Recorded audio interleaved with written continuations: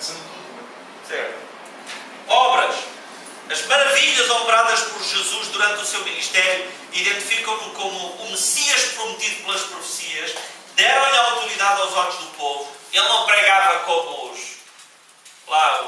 Quem? Quem é que não tinha autoridade? Os fariseus, não é? Ele não era assim. Ele era visto com autoridade desde criança, desde jovem, não era? Ficava tudo assim. Os doutores, não é? Os doutores, a mãe, outra vez a mãe. Ficava tudo assim, a família, não é? E dizia com cada coisa, a minha família é isto e aquilo, não é nada a ver. Não é? Jesus dizia assim umas coisas, às vezes um bocado duras, não é?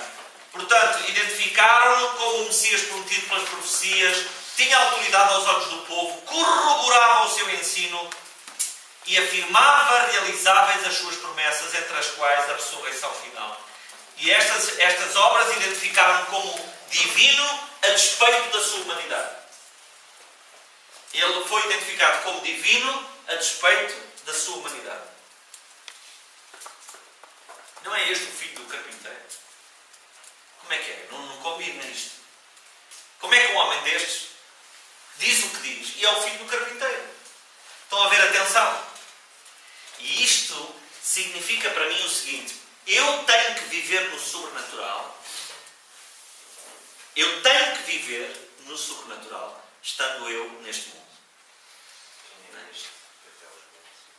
Exatamente. Eu tenho que viver a transcendência no imanente.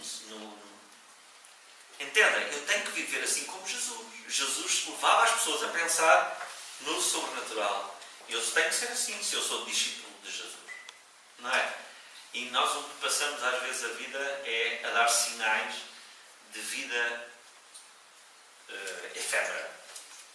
É as porcariazinhas, é os carros, é as casas, é isto, é aquilo. É a nossa conversa. E nós estamos o tempo todo no sobrenatural.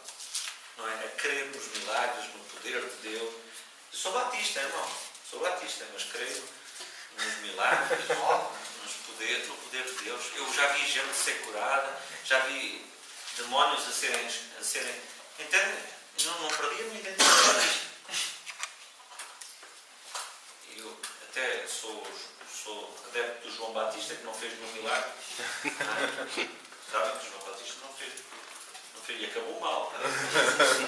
Acabou mal, mas Jesus fez uns comentários sobre ele fantásticos, não foi?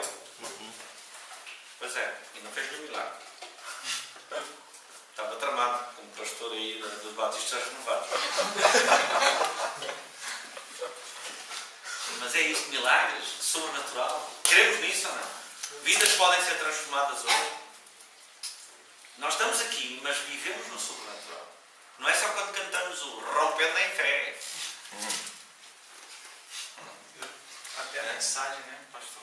Às vezes a mensagem é muito terrena, é para aqui. Muito lógica humana. E é para aqui, não é para cima. Entendem? Não leva a pessoa para cima.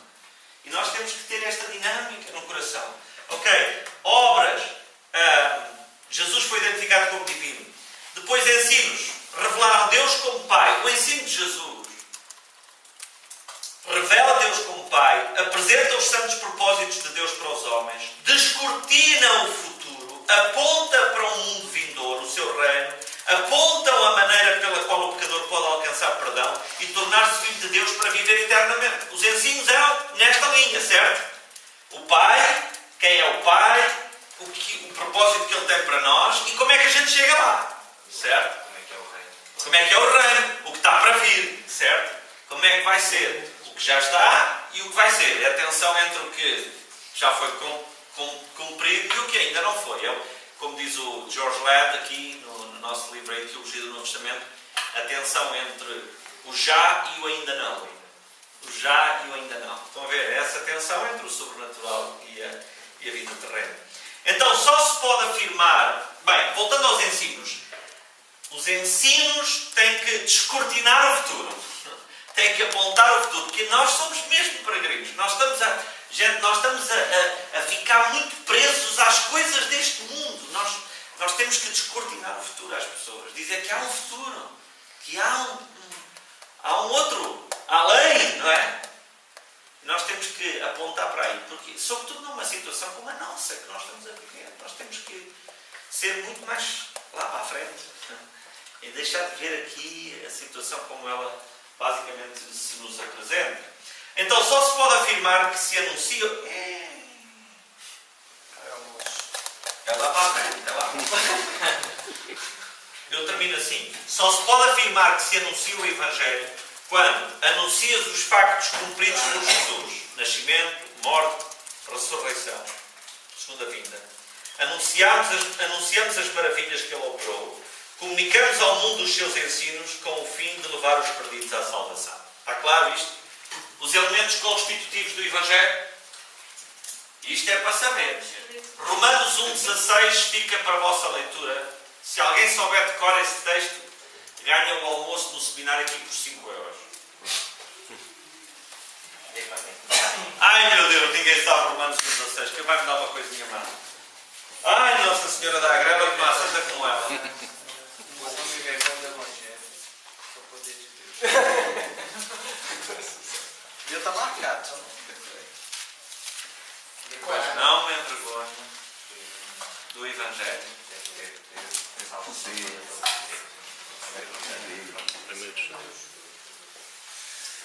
O Evangelho. E só para terminar aqui, dizer assim, este texto, olha aqui o pastor Paulo, pastor André, pastor João, pastor Clécio, há mais pastores aí? Não? Tem aqui uns candidatos, mas não há mais. Este texto, eu já preguei assim, dinamite para transformação. Dinamite. Fala da natureza do Evangelho, a finalidade do Evangelho, o alvo e o meio de operação do Evangelho. Está tudo neste texto. Se vocês quiserem pregar um sermão evangelístico, está cá tudo. Está aqui. Dá para pregar. Dá para pregar. Só. Eu normalmente não prego só um texto, mas dá para pregar. Está lá tudo. No fundo ele diz, a natureza. Paulo não vê o Evangelho como um conjunto frio de normas e princípios de conduta moral, religiosa ou política, nem um programa de educação ou um movimento revolucionário. O Evangelho é poder de Deus atuando na vida dos homens. Finalidade. Não é simplesmente melhorar as condições sociais e económicas do povo, nem criar uma nova estrutura política, é salvar o homem da perdição eterna e dar-lhe vida abundante. Alvo. Qual é o alvo do Evangelho de Jesus Cristo? O homem. Todo aquele que crê e não coisas. É pessoas. Jesus tem a sua mente nas pessoas. Okay? Claro que ele também vai restaurar as coisas. Sabem disso? Não acreditam nisso. Eu agora tenho que andar sempre a perguntar se... É que o pessoal não lê Apocalipse e diz que é muito complicado. Pois não sabem estas coisas. Acreditam na restauração de todas as coisas, na recriação, novos céus e nova terra? Ou não? É que a gente já não acredita nisso também. Novo céu, nova terra. Eu tenho que andar sempre a perguntar. Meio de operação. O apóstolo Paulo ensinou ser a fé o único meio de operação do poder. Não é? O Evangelho é o poder de Deus para a salvação de todo aquele que crê. É o meio. Certo? Fé. O meio pelo qual a graça de Deus realiza a salvação do pecador. Amém? Tá?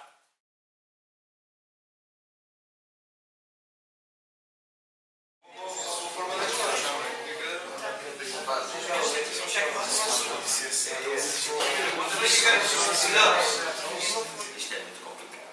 E o René Padilha foi um homem que me influenciou muito. Já está vivo. E foi este livro, está bem usado aqui no seminário,